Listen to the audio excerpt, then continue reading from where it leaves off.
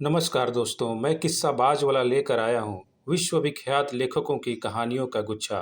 दोस्तों, अगर हमारी कहानी आपको पसंद आए तो इसे लाइक, सब्सक्राइब और शेयर जरूर करें। तो आइए बिना देर किए शुरू करते हैं हम आज की कहानी। कहानी का शीर्षक है इंसान की सुरीली आवाज़। इसे लिखा है योग प्रसाद उपाध्याय चापागाई ने। मैं शहर की परिक्रमा करने निकला हूँ। मैंने अपनी यात्रा नदी के तट से शुरू की। मैं नदियों, जंगलों और पहाड़ियों से गुजर रहा था। कभी महल में, कभी झोपड़ी में, तो कभी पेड़ों के नीचे रात बिता रहा था। वृत्ताकार पथ को छोड़कर परिक्रमा के लिए कोई निश्चित मार्ग नहीं था। रास्ते में जहाँ जंगल था, वहाँ सड़क काटने के लिए मुझे अपनी जान जोखिम में डालनी पड़ी।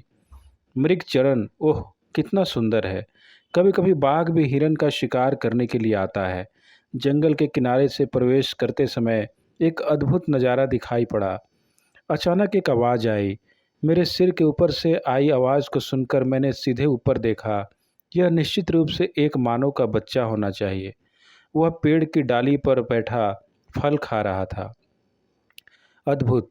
यहाँ तक कि बड़े बच्चों के शरीर में एक भी पहनावा नहीं थे। बाहर की तरफ वे सब जिस गांव में रहते हैं, बर्तन जैसे दिखाई दे रहा था।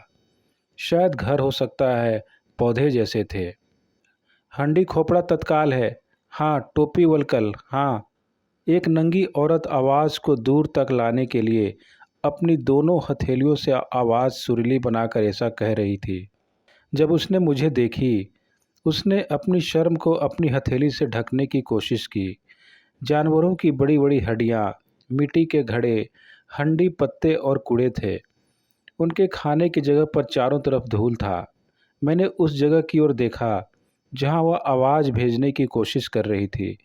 उसका मर्दाना एक मछली थाली की तरह और टोपी जैसा खोखला पेड़ के छिलके कच्चे लकड़ी पर लटका कर ला रहा था, जैसे कि उसने अपनी कमर के चारों ओर पत्ता बांध रखा है।